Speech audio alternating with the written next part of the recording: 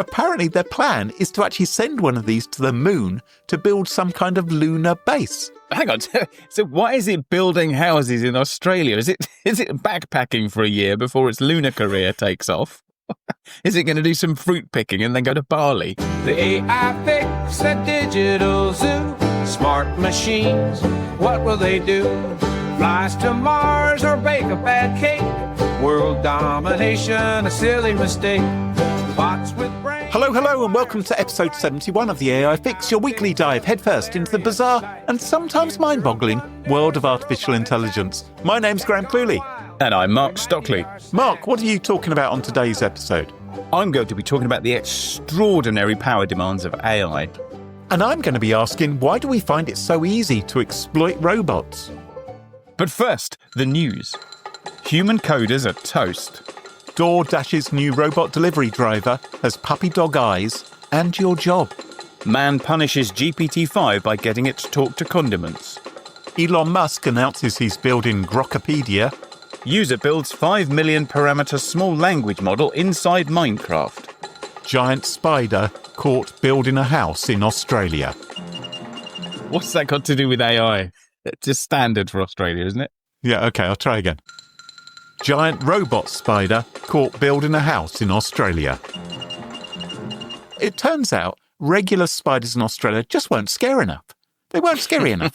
And so they decided to make one that was the size of a small car and give it construction skills. And this spider, which they've called Charlotte, and I can see what they've done there. What they've tried to do is they've tried to give it a friendly spider name from a children's book to make us forget that it was a thing of nightmares. This is a hexapod robot that can 3D print a 200 square metre house in 20... Hang on, did you say hexapod? Yeah, that means it's got 6 legs, not 8, doesn't it? So it's not a spider. So that's all right then. It's a robot fly. It's a giant robot fly. It's immediately less scary. In all the promotion, it's been described as a spider, but actually, it's a giant insect with 6 legs. Charlotte's makers, Crest Robotics, they say Charlotte aims to advance lunar explorations and provide low-cost, low-carbon housing capabilities on Earth. That's so right. Hang on. So why is it building houses in Australia? Is it backpacking for a year before its lunar career takes off? Is it going to do some fruit picking and then go to Bali? So apparently their plan is to actually send one of these to the moon to build some kind of lunar base. And if you go to the Crest Robotics website, you can see some, an animation, let's be honest, it's not a video, of this giant robot in action building things. It looks very impressive in the sense that it's a cartoon of something that might exist in the future. I'm revising what I thought about it being a spider. It does have its knees above its head. But the really peculiar thing is, it seems to come in 2 parts. So you've got this weird, futuristic-looking spider thing, which seems to just be thumping the earth most of the time. And then it's tethered just to a car with a giant, thick plastic lead. Do you think the truck is for carrying its 2 spare legs, which it may have forgotten? So there's so much news today that I've smushed 3 stories into one. And they're all about computer programming. So if you're a professional computer programmer or you're thinking about becoming one, it might be time to sign up for that Introduction to Plumbing course at your local college, because none of this is good news for you. So first up, OpenAI's GPT-5 turned up at the recent 2025 International Collegiate Programming Contest World Finals. Right. And it wiped the floor with all the humans. When you say it wiped the floor with all the humans, you've got to be careful when you're talking about AI. Did it literally pick up the humans and start wiping them across the floor like a mop? Not this year, but don't hold your breath. Anyway, the competition involved 139 universities from about 100 countries, and every one of them was thrashed by GPT-5, which got a perfect score of 12 out of 12. Wow. Google Gemini 2.5 DeepThink also turned up. It solved 10 out of 12 problems, which would have put it second in the human competition. Yeah. But one model that didn't turn up was Claude Sonnet, which is probably just as well for the humans and GPT-5, because Anthropic has just released Claude Sonnet 4.5, which it describes as the best coding model in the world.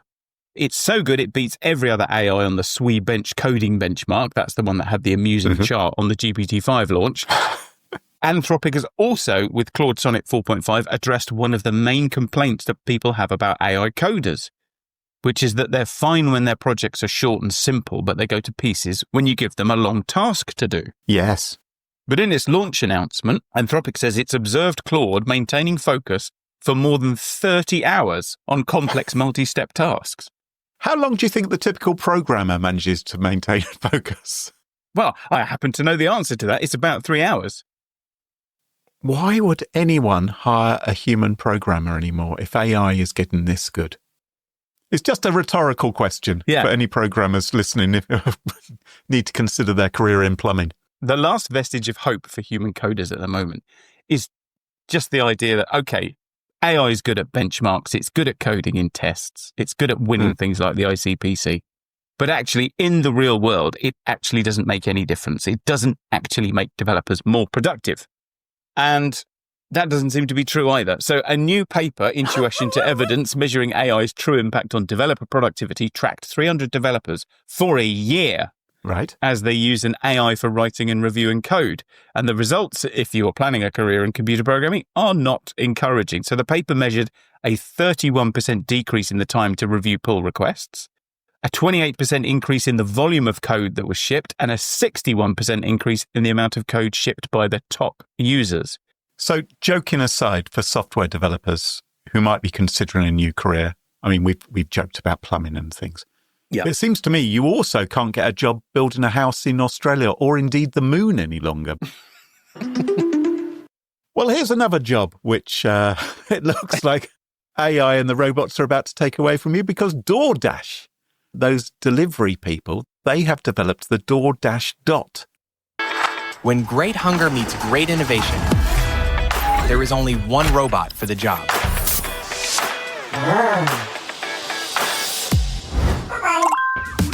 It is apparently an autonomous electric-powered delivery robot designed for local deliveries. It reaches speeds of up to 20 miles per hour, Mark.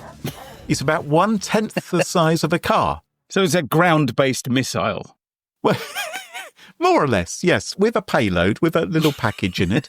It will zoom down bike lanes, roads, sidewalks, so, woe betide anyone else trying to use those. But what's actually going to capture people's imagination about this and make them think that this is entirely harmless rather than the end of civilization as we know it, is that it looks sickeningly cute. It's got two great big lamps as eyes. It's got this sort of a minion-style way of talking. So it kind of goes, oh, ee, Stanley Tang, who is the co-founder and head of DoorDash Labs, says you don't always need a full-size car to deliver a tube of toothpaste or a pack of diapers. And that's his justification. I think what he's actually saying is you don't need to employ people anymore to deliver groceries. That's definitely what he's saying, yes. I think the real test here, as we've discussed before about robot butlers, the real test here is what happens when this meets household pets. Yes. So, Graham, you famously said that you're always polite to ticket machines in the hope that come the robot apocalypse, the machines are going to remember your benevolence. Well, if you're the last one of us to be turned into a battery, the guy I'm about to introduce you to is going to be the first. So this is TikTok user Elon_world, and he gets GPT-5 to name household objects, tell him how much they weigh, and then, if he doesn't get the answer he likes, he imprisons them in the fridge and makes them talk to his condiments. Sorry? Just take a look. How much gram is the pen? How much gram? Look, how much gram? Well, it's a little tricky to guess the exact weight. Guess. All right, I'll take a guess. So I think he's heard some of those stories about not being polite to AIs. He's quite brusque, isn't he? The AI is noticeably more polite than he is. No good. Hey, it's all good. Honestly, no, it's not good. It's not good, man. It's not good. No worries at all. It's just a bit of fun guessing. I'm worried. Yeah, the AI is very patient, I think. He doesn't seem very nice at all. The AI should stick him in the fridge and get him to talk to the coconut water instead. So one of the most fascinating areas of computing for me has always been emulation. So over time, as computers get more powerful, it becomes possible to build things or run things inside other things. Yes. And you can end up with some really unlikely combinations. So you can now run Linux inside a web browser running on Linux. And you can run the computer game Doom on all sorts of things. So you can run it on a tractor or a pregnancy test stick. And now somebody has built a small language model called Craft GPT inside Minecraft. Which, if you've never seen it, is basically Lego on steroids in a computer.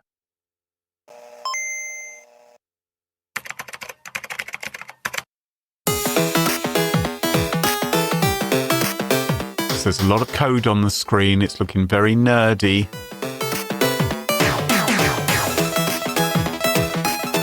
I love this idea.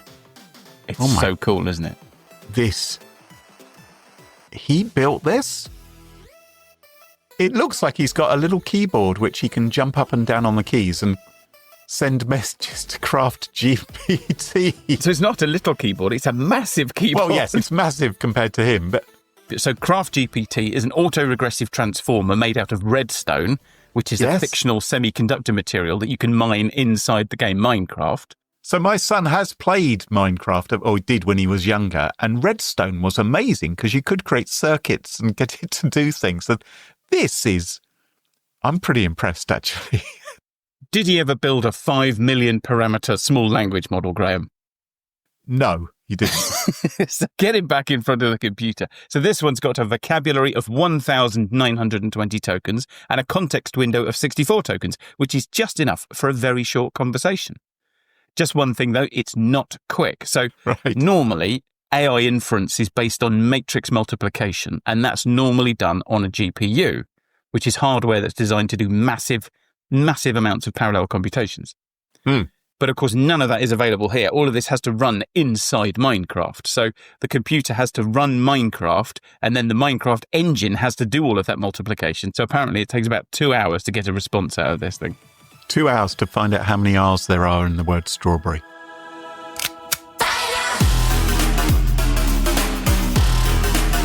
Okay, well, I can't believe it, but it looks fairly cool. He's obviously got a lot of time on his hands, which, of course, a lot of programmers are going to have in the future.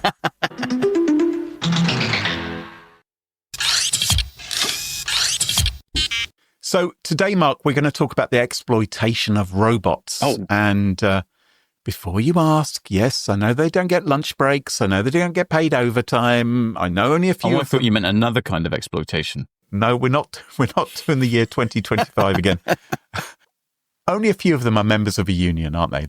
Terrible conditions, really, that robots are working under. There are no bathroom breaks even. I mean, though I suppose that's less of an issue for them unless they're leaking hydraulic oil everywhere. Well, unless they need to take a data dump or something. That is not the kind of exploitation I'm going to talk about today, Mark. Okay. Although maybe we should be worried about robot labour rights, because maybe all robot workers should be in a union fighting for their rights, allowed to take annual leave to defrag their hard drives. They want a right to replacement parts rather than being replaced wholesale. I'm getting distracted by the idea because I'm not going to talk about that kind of exploitation. The exploitation I'm actually here to talk about is, I'm afraid, the nerdy cybersecurity kind of exploitation. The kind where hackers take advantage of vulnerabilities in robots to compromise them. I mean, it's bad enough, isn't it, being a robot? Is it? Yes, because you've got terrible working conditions, you've got no chairs to sit down on. But then to also face the risk of being hacked as well, nasty. Anyway, let's talk about what happened when security researchers discovered that your expensive robot dog or human droid can be recruited into what I like to call a bot. A botnet of bots. Cybersecurity boffins Andreas Makris and Kevin Finisterre have disclosed a vulnerability in Unitree robots. These are not some niche, unusual, you've never heard of robots. These are the go-to and B2 robot dogs you've seen doing backflips on YouTube. These are the creepy Unitree G1 and H1 humanoids you see clunking around, acting like butlers inside your home, very slowly folding T-shirts. Those are the ones which can be compromised. And it isn't your common or garden security flaw. It's not something really down to earth. This is the stuff of nightmares. This is what we call a wormable exploitation. Oh. Yeah. So You realise the implications of that. And if there's anyone who's listening who isn't from the world of security, let me try and explain this in plain English. An infected robot can automatically seek out other nearby Unitree robots via Bluetooth and then compromise them without any human involvement. So what you have here is a self-propagating robot botnet. A robot zombie army, you might like to think of it as, that spreads by itself, recruiting new robots into the army to do, well, whatever it likes. So this is the sort of robot equivalent of a respiratory infection. Yes, which has never caused a problem on planet Earth before, has it? One robot gets it, coughs a bit, and then any nearby robots get it as well. Exactly. So how did we get here? Actually, that's a bloody good question. I'll tell you how we got here. Somebody built a robot, which is actually, in fact, just a Linux computer with a bunch of extra software bolted on, and didn't do any of the rudimentary security stuff that you're supposed to do. Am I close? That's pretty much it. This is a masterclass in how not to do security. So, like many other robots, Unitree robotic devices use Bluetooth Low Energy, or BLE, for their initial setup, and they connect to your Wi-Fi network, and fair enough, right? That's how you control it with an app or whatever. And the good news is that the data packets sent via Bluetooth, they're encrypted. Yeah. The bad news is that Unitree hard-coded the encryption keys into its firmware. Now, you might think that's bad, Mark. Yeah, I do think that's bad, yes. Well, the even worse news is that those encryption keys were posted on Twitter back in July. Now, that's pretty bad, right? For anybody listening who doesn't know what an encryption key is, you can think of it as a password. Exactly. And that means you'll be able to intercept and meddle with the Bluetooth packets which are being sent from robot to robot. So that's pretty bad, isn't it? Yeah. Well, things take an even worse turn, Mark, when you learn that all an attacker has to do to authenticate as a legitimate user of the robot is encrypt a particular string with those publicly available keys. So that's how you take it over. And that string that a hacker has to encrypt to compromise Unitree robot dogs and human droids, it's a single word. Now, I'm going to ask you, could you guess what that word is, by any chance? The word which maybe would unlock? Is it hello?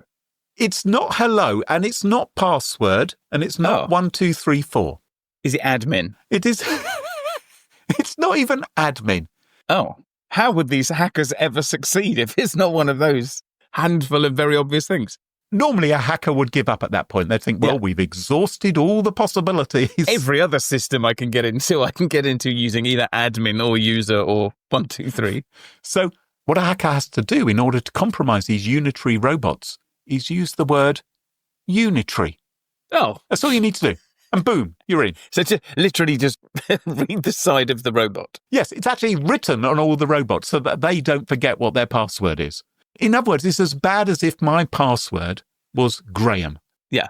Once they're in, the hacker can inject malicious code disguised as Wi-Fi credentials, because that's what the initial communication is when you sort of pair up with your robot.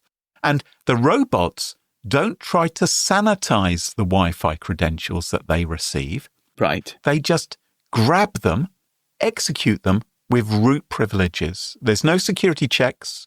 The hacker now has got godlike root-level access over the entire robot, and it will do their bidding. So these security researchers, they published some proof of concept code on GitHub that simply reboots robots. But they warned that malicious hackers can do, of course, much, much worse than just rebooting your robot. So they could, for instance, run malicious code that stole data, that disabled firmware updates, which would prevent Unitree from fixing the robot. Hang on. We're talking about robot dogs and humanoid robots here. Yes. I feel like stealing a bit of data is probably the thing I'm least worried about here. These are the robots that we see doing like kung fu competitions with people. Exactly. Don't worry so much about it stealing your data. Worry about it stealing your bank account. And because this works over Bluetooth, robots can infect each other, potentially giving the hackers control over an army of robots. We've seen on many occasions hackers controlling what we call a botnet. Yeah. Hijacking control of smart TVs, CCTV cameras, baby monitors, fridges, all manner of things, just like they can with regular computers. And this is big business. Like when we talk about botnets, we're talking about collections of millions upon millions upon millions of computers. Yes. All of which are simultaneously under the control of some sort of threat actor. Yeah. This is basically a way for a criminal to create their own cloud. They just take over, 1 million or 2 million computers that belong to other people, and then they can just use those computers for whatever they like. And so if hackers are perfectly happy hijacking a baby monitor for hijinks, Yeah. why on earth wouldn't they want to create a botnet army of robots as well? Imagine the potential for crime. Well, yeah, this is business. This is criminal enterprise. You could rent this out to people. Yeah. You could say, look, we've got an army of robots. Maybe you can think of something you'd like to do with it. So this isn't good. I think you nailed it.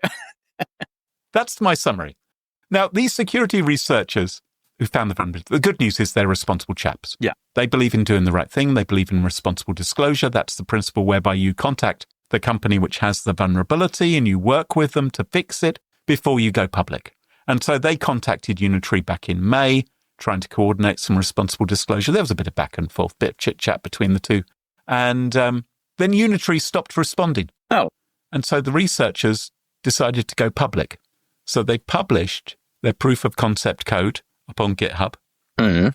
And that means potentially other people now could do this. I think it means, in reality, people can now actually. Yeah.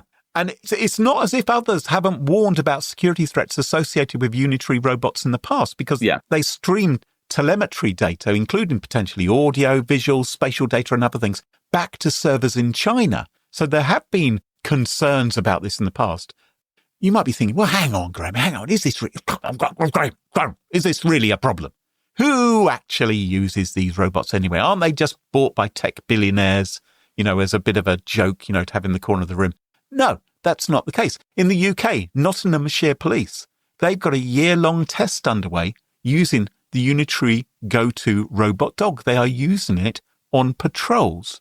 And the researchers who found this vulnerability, they even contacted Nottinghamshire Police. How did they do that? Did they just take over the robot dogs and have the robot dogs talk to them? I have got a message for you. Actually, robot dogs probably don't speak like actual dogs, do they? Anyway, the police ignored them. Maybe just thinking, we've got no idea what you're going on about, mate. They were too busy sat there stunned that their dog was talking to them. Meanwhile, the PLA, the People's Liberation Army, they've been making videos of their Unitree robot dogs racing around with rifles strapped on their backs, shooting left, right and centre. Are you beginning to understand why I'm a bit worried about this, Mark? Do you want these kind of things hacked? Now, this is all public now. It's come public in just the last few days. And Unitree has sprung into action by posting an image on its LinkedIn account in a rather small font, which I had to increase the size of in order to read it because the dimensions weren't very good. But anyway, they've posted a message on their LinkedIn saying that they are aware of the issue and they're working on a fix and they will push it out sometime in the future. So let's hope that none of those robots have already had auto updates disabled in their firmware by some mischievous hackers. So you have to ask, why is this shoddy security present in these robots in the first place? Because as robots are becoming more capable and more common, the stakes are only going to get higher and higher. That's the really worrying thing about this. Yeah. Is not that these bugs have been found, is that these bugs are absolutely boneheaded bugs. Yes, they're elementary. There is nothing in this that is about AI or all the, the crazy, crazy sophistication of AI. This is Security 101 from 30 years ago. Any programmer who hasn't yet been made redundant, of course, by the advent of AI, you could ask them and they'd just have their head in their hands saying, they did what? They can't believe that these stupid security decisions were made. And these robots have got this massive attack surface due to their complexity. And if they're hacked, it's not just data that could be stolen, as you're saying, real physical harm. These things are capable of doing kung fu. Imagine that instead of taking over your baby cam, the hackers can take over your robot nanny. Right. There is a whole other level of harm that suddenly becomes possible. Yeah. The problem with this being boneheaded is that it speaks to the quality control that's going on. If this level of bug can be allowed through, then there are many, many more sophisticated types of bug which you can be sure that they're not catching, because if they can't catch this, they're not going to catch the tough stuff. You see, this isn't really a problem with AI. No. What I'm comforted by is that some of the AI companies, at least, are doing an awful lot of work in testing their systems, trying to find out what the boundaries are, putting guardrails in place. This is hardware sellotaped onto AI. And it's that hardware and the firmware which hasn't been properly secured. Yeah. And in the rush to integrate AI with everything, mistakes are being made, elementary mistakes in the rush to get things on the market. Ironically, the AI part of this, the actual AI brain, is probably quite secure and resilient, but that's no use whatsoever if the bit that gives that brain instructions has been taken over by somebody who can beam the word Unitree into its brain just to take it over. So robot firms, you need to stop treating security as an afterthought. It needs to be designed in from the beginning, because I fear this isn't going to be the last cock-up we're going to hear on the robot front and the way in which hackers are going to try and exploit them.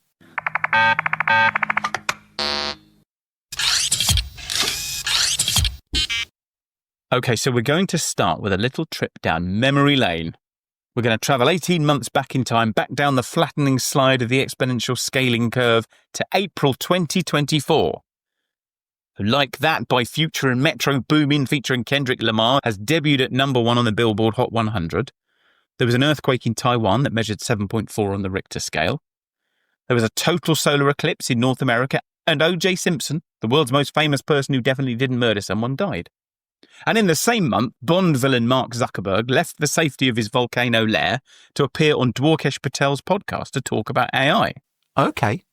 And by this time, so May 2024, AI was well into a multi-year exponential improvement. Everybody was very excited. Yes. OpenAI's GPT-4o, its first multimodal AI, was just around the corner. Mm-hmm. And Dwarkesh wanted to know if Zuck thought that this crazy pace of improvement was going to continue, and if it wasn't, what could stop it? Right. Because having the best AI isn't simply about having the best algorithms. It's about a lot of other things too. So it's about NVIDIA making fantastically powerful GPU chips. It's about companies like Meta being able to actually find enough of those chips to fill up their data centers. And it's about overcoming things like the memory wall, which was a bandwidth limitation that meant for a while the best GPUs couldn't run at full capacity because they were actually outstripping the memory that they were attached to. And then eventually you get to the issue of money. So even America's capital markets, which are ridiculously deep and risk tolerant, will one day stop just paying for more and more AI. Right.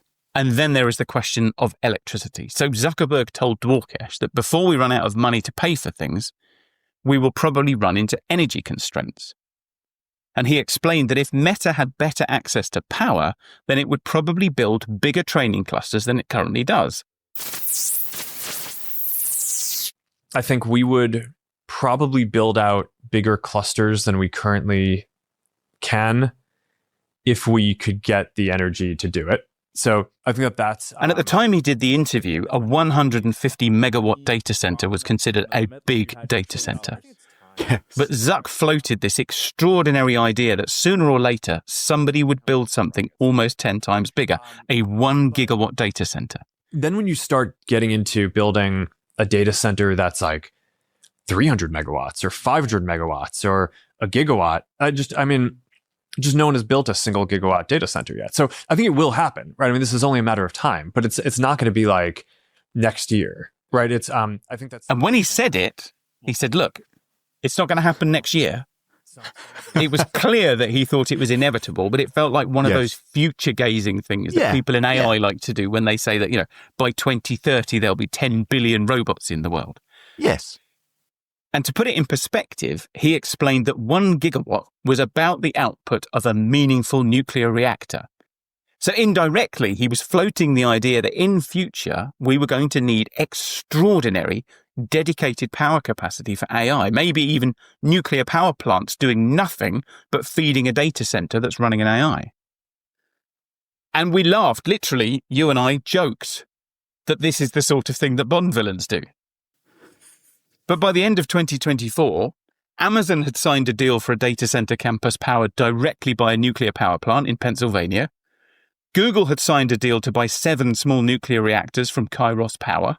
Meta had signed a 20-year deal to buy the entire 1.1 gigawatt output of a nuclear power plant in Illinois. And Microsoft took one look at all of this and decided that that wasn't nearly evil enough, and it restarted Unit 1 at 3 Mile Island. 3 Mile Island. And if you don't know why starting Unit 1 at 3 Mile Island is a flex, it's a bit like Sam Altman announcing that OpenAI has just signed an exclusive deal with Chernobyl. So this idea of nuclear-powered AI data centers went from pipe dream to table stakes in about 6 months.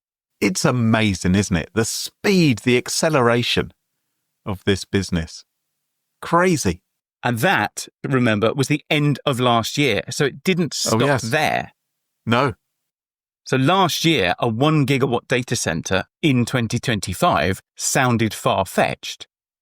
But this year, it sounds like small beer. But before we get into that, because we are going to get into some big numbers, let's just take a moment to imagine what 1 gigawatt of energy actually is, with some of those accessible references that you like. Oh, yeah. So pigeons, we love pigeons here. In pigeons we trust at the AI Fix. Oh, that's an idea for a T-shirt. And if you didn't have a nuclear reactor, you could get 1 gigawatt of energy by harnessing the power of 100 million racing pigeons mid-flight, flapping their little wings off. So 100 million pigeons to run a computer program that's about as reliable and trustworthy as a pigeon. Right. Seems like a fair exchange. Okay. Yeah. Seems reasonable. Yes. Or with 1 gigawatt of electricity, so if you could harness the power of those 100 million pigeons, you could power 12.5 million fridges. Right. And just as an aside, obviously I was using ChatGPT to do all this research and find these comparisons. And when I asked it about fridges, a thought occurred to me. And I asked ChatGPT, I said, would 12.5 million fridges be enough to cool down a nuclear reactor that was melting down? Aha. And to be fair, although it gave me a 17-page answer, it did start by saying, absolutely not. Okay. But then it went into the details and it noted that a melting 1 gigawatt nuclear reactor peaks at about 200 megawatts of thermal energy. And 12.5 million fridges can extract more than 5 times that amount of heat. And far, far down the page, it concedes that if you forget things like plumbing and the fact that fridges can melt, in theory, yes, the fridges could absorb enough decay heat to cool a nuclear reactor that was melting down. Did it take into account just how many plumbers we're going to have on Earth in the near future? Anyway, don't say we don't teach you anything on the AI Fix. So back to 1 gigawatt. So 1 gigawatt is about 800,000 US households. So you can run a city like Houston, Texas, or Seattle, Washington with a 1 gigawatt reactor. And with that in mind, I'm going to share what the major AI companies currently have planned. So on the 23rd of September, OpenAI announced 5 new data center sites for its Stargate program. Right. And that brings its current planned capacity to 7 gigawatts. And it expects to commit to 10 gigawatts by the end of the year. So that's the equivalent of 7 major cities of about 2 million people. Wow. And that's just OpenAI. So I sat down and did some back-of-the-envelope research with Claude, and we came up with the following estimates. So Microsoft is quite hard to pin down, but its energy plans could scale to 15 gigawatts. Amazon's planning about 12 gigawatts. Google looks to be planning about 8 gigawatts. Anthropic wants to do 7 gigawatts. Meta's got plans for 5 gigawatts. And even XAI is looking at about 3 gigawatts. So between them, that's 60 gigawatts of electricity. That's enough power for 180 million people just for AI. How many AI-generated cat videos is that, Mark? 7. Anyway, you might be wondering what all of this is for.